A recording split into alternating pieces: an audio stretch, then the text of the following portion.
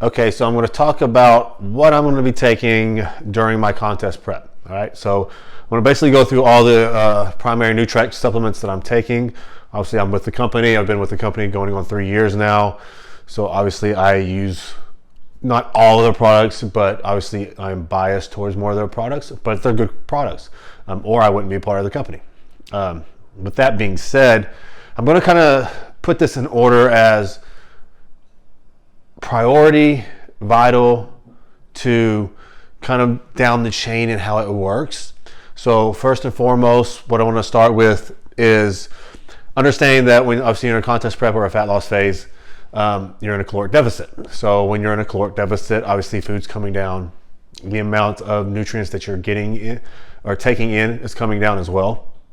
So you got to make sure that you kind of have that buffer in there to ensure that you're not creating deficiencies, right? So we should be in a caloric deficit, but we should never really be in a nutrient deficit, because if you get into a nutrient deficit and you're missing, your B complex, your B vitamins, folate, all your vitamin K, vitamin D, all the minerals and vitamins in there, you're going to create these bottlenecks in your system, so creating ATP for detoxification, basically to keep metabolism upregulated and running, because if there's these bottlenecks, this stuff is going to become very inefficient, and we want a very efficient system to oxidize and burn off fat.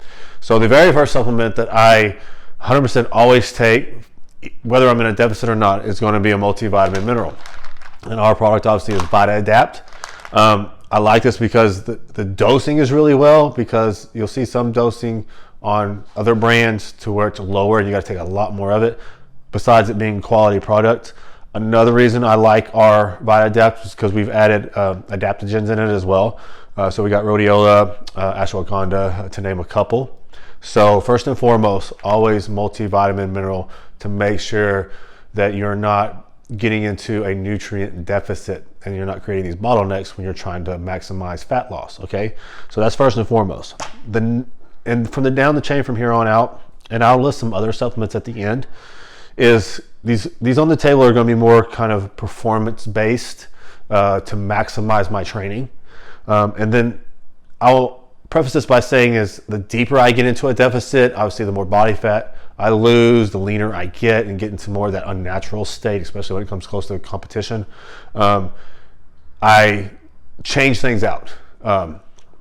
Because energy just starts dropping lower and lower, and there's nothing you can really do about that. You're just taking your body to an unnatural place. So you got to make sure you can do what you can to maximize your training performance and recovery. So these two are always a mainstay, regardless of a deficit or if I'm in a surplus. But creatine has stood the test of time. This thing has had more research done on it than any other supplement on the market.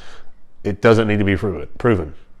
Obviously, it's for ATP production, but it's also for brain health. It helps with cognitive function too. So I would always take a dose whether I'm training or not to maintain my levels, because obviously I don't believe that you need to saturate yourself by doing triple the dose to kind of upregulate saturation. Just take it and it builds up over time, and you sustain that by having just a maintenance dose of around 5 grams a day on training days or not on training days. And then the next supplement is going to be glutamine. This is going to be for a few reasons. Glutamine is obviously great for the gut lining, gut health. It's also great for your immune system. It helps support immunoglobulin production.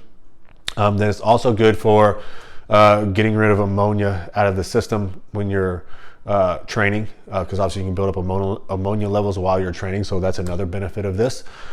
So I take upwards of 20 grams a day, especially when I'm in a deficit. Okay, so now we're going to move into more of the performance-based stuff. So first thing is Alpha Pump. This is our new product.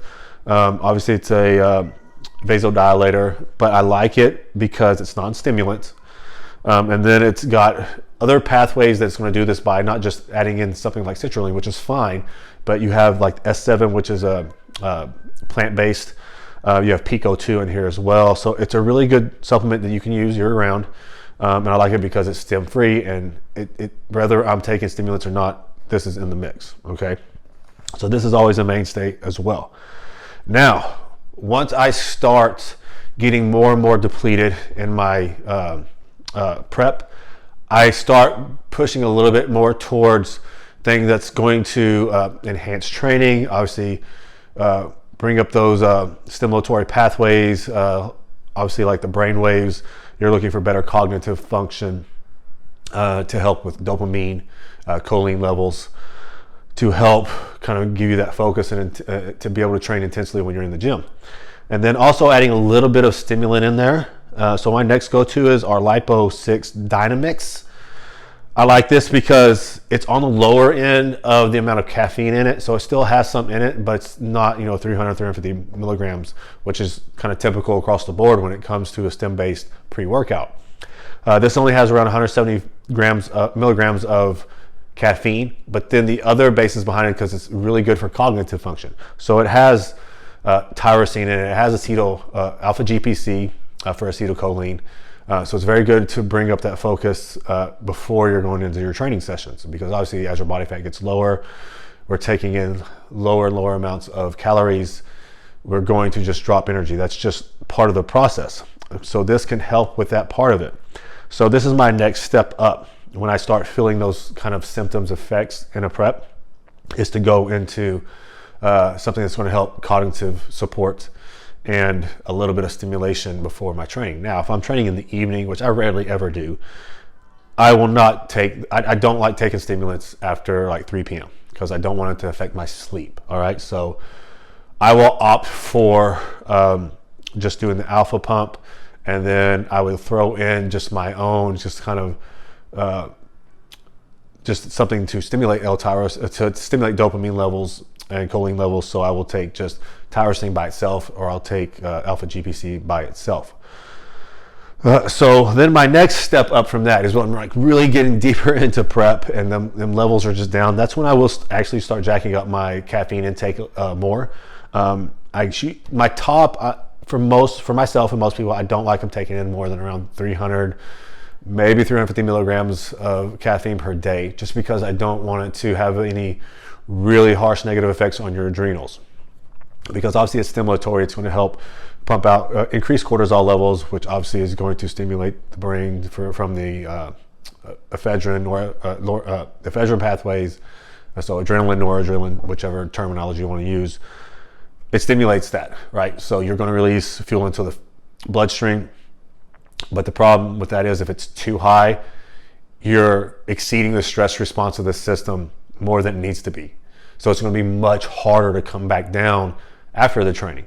Not to mention, obviously, the heart rate effects it has as well. So maxed out caffeine wise, I don't like more than 300, maybe 350 milligrams of caffeine. And if you're going to take something at that dose, it should not be after 3 p.m., 2 p.m.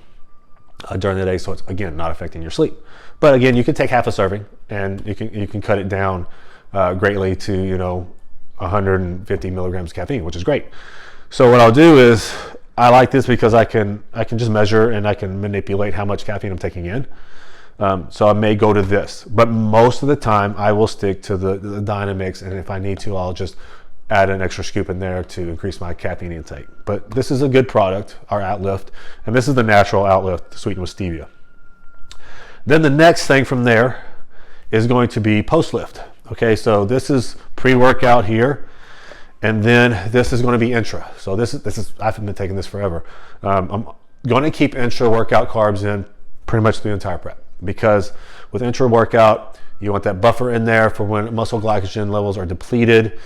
You need that fuel source to keep performance levels up, and also to take stress off the liver, because if you're depleted and you don't have this fast-acting fuel source readily available, the liver is going to get stressed, because it's going to have to provide glycogen for the performance, and may have to tap into gluconeogenesis to where it's converting your amino acids into glucose, which we don't want. So this is that buffer taking in intra carbs, and this is a mixture of cyclic dextrins and aminos. So I've always taken this. It'll just vary on the dosing depending on where obviously my macros are and calorie intake is. Okay. From here, we're going to, just as a mainstay it's always been in, and this is our dairy-free whey isolates. I use it post-workout 95% of the time. It's just digests easy. It tastes phenomenal. It's kind of like dessert to me. This is always in regardless. And I love it just because it digests really well, because the dairy part is removed and some people are lactose intolerant. So it's a good option to have in for them. Okay. So moving on from these are my mainstay. This is with Nutrex. And I do, if you want any more information on these guys, feel free to, DM me and I can tell you more about these. From here, we're going to jump into a little bit more of the micronutrient and support things like digestion, and maximizing things like sleep. One of the other supplements that I will always take is going to be a magnesium supplement. I like having a blend. This one's malate and glycinate, which are two of the better forms. I will take around 1,000 milligrams up to 1,500 milligrams a day during a deficit. And most of the time I keep mine at 1,000 milligrams anyways. I'll always take a serving post-training, and then again about 30-45 minutes before bed. Understanding that magnesium is something I think everybody needs to supplement with, because you just typically can't get enough from food. And if you're deficient in magnesium, which a lot of people are, it's going to affect your sleep patterns. Magnesium's responsible for about 300 processes in the body. So it's something that it's just vital, and it's something you need. And especially when you're in a deficit, you need to make sure that you're keeping these levels up. From there, we want to go into digestive support. Now, the reason being for that is production of things like bile from the gallbladder, and stomach acid typically will drop over time, obviously because you're in a lower caloric deficit, the stress on the body. So the amounts tend to be lower, right? And that's something that needs to be kept elevated throughout the process, because the nutrients that you're taking in, even though there's a smaller amount, you want to get as much out of those nutrients as possible. So having things like a bile extract, like I use ox bile, to make sure, whether you are on a lower fat approach or a moderate higher fat approach, the fats that you are taking in, obviously they will get lower. You need to maximize what you're getting out of those, okay? So that's one of the reasons. And also that in itself will trickle in, okay, now I can utilize the fats better, which is going to help with brain health, cognitive function, and just some detoxification pathways. So ox bile is something I always want to put in. The next thing will be HCl to help support stomach acid, because I'm older, so that's something I need anyways, because it does drop as you get older. But especially during a prep or in a fat loss phase, it will tend to downregulate to an extent the amounts you make, okay? I would opt for ox bile first, and then if needed later in, add in the HCl after that. Now, once we're getting past the digestion, from there I would look at things like an omega-3 and essential fatty acids in general, because especially if you're on a lower fat approach, you need to make sure that you're getting those essential fats in for there's a multitude of reasons for hormonal function, obviously for cognitive health as well, the nervous system, that you need to get the most out of the fats that you're taking in.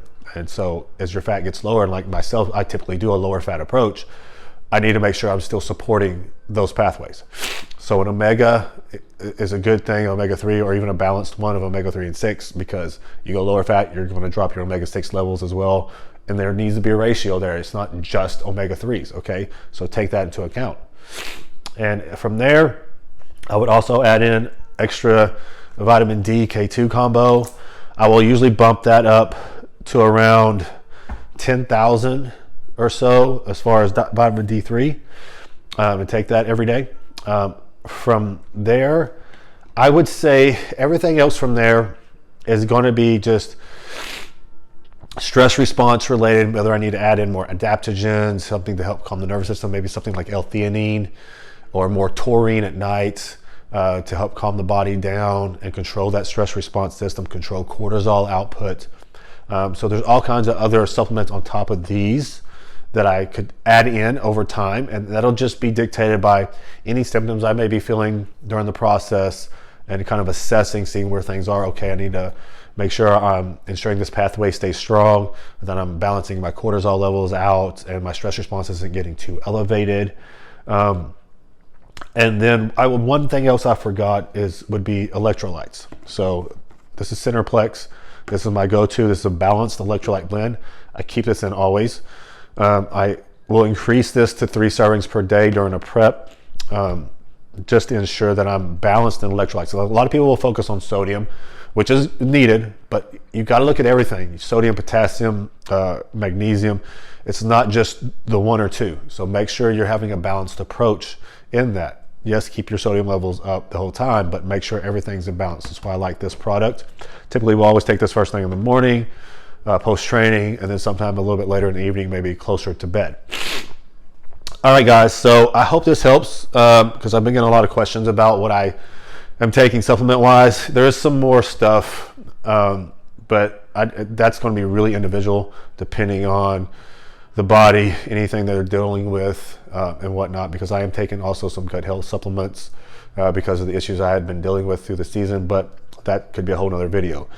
But I hope you guys got a lot out of this, and if you have any questions, comment below.